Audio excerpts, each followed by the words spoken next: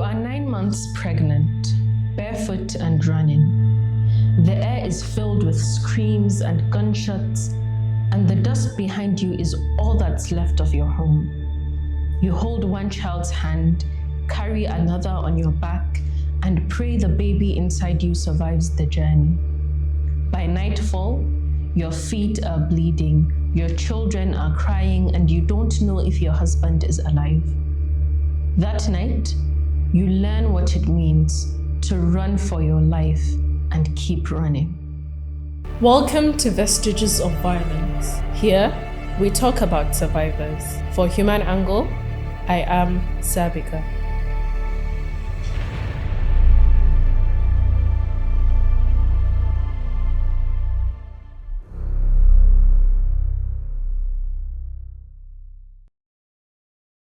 Busam Ali is a 35-year-old mother of 5. She has lived at the waterboard displacement camp in Munguno for close to a decade, ever since she fled a terrorist attack on her village, Komalia, in Borno State, northeastern Nigeria. It was a Thursday morning in 2016, a month after Eid al-Kabir, the yearly Muslim festival of sacrifice, when the community was invaded. Busam was heavily pregnant then, carrying her second child on her back and holding the hand of her first son, who was 7.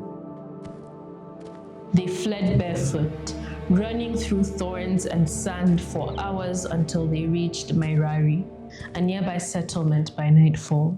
The next evening, they moved to Munguno. There, close to the road near the displacement camp, Busam went into labor and gave birth to her daughter. The women who fled with her lent their wrappers and headscarves to help through childbirth. Since that day, Munguno has been home. She and her family live in a small, thatched shelter, sharing a single room with her husband and children.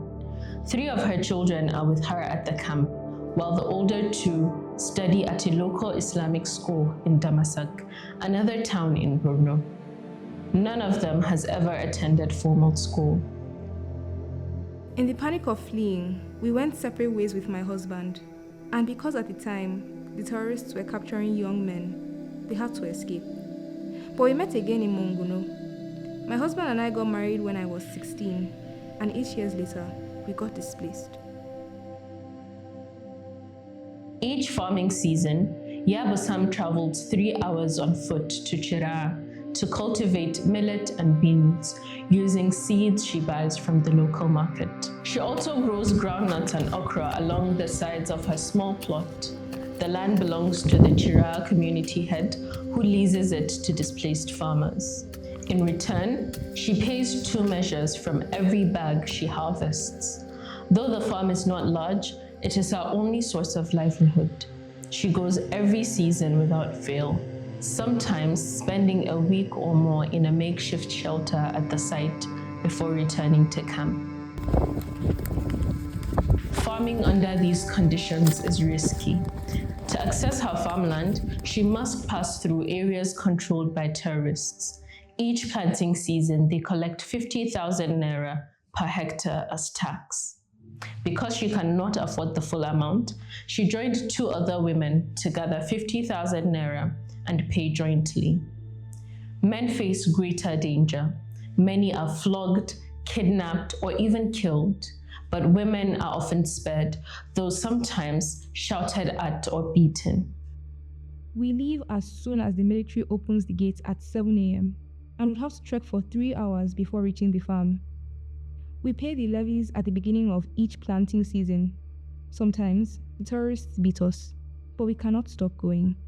If we do, we will starve.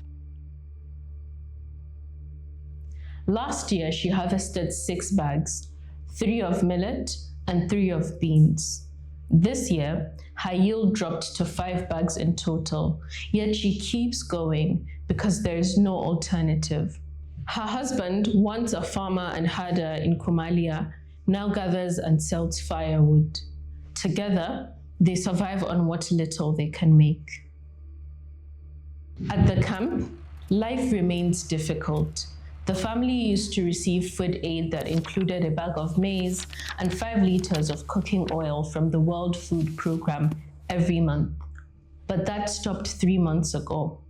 Now, they rely on what she brings from the farm and whatever her husband earns. They have clean water at the camp, but food is scarce, and most days, they only eat once.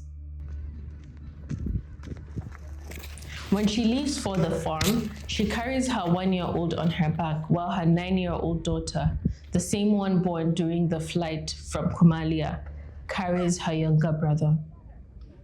They often stop to rest, and if they are lucky, an empty pushcart heading to the farm might carry the children.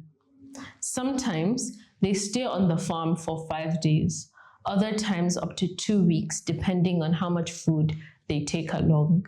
At night, they sleep under a shade made from sticks and plastic sheets. Despite everything, Busam dreams. She wants her children to grow into Islamic scholars or even governors, she says, people of knowledge and dignity. And if peace returns, she hopes to expand her farming into a business, practicing both irrigation and rain-fed cultivation and employing other women. Until she's able to, she keeps walking that same long path to Chira, day after day, holding on to hope that tomorrow might be kinder than today. This episode was reported by Alamin Umar, scripted and presented by Sabika Bello. Multimedia editor is Anthony Asemota, and executive producer is Ahmed Talkida.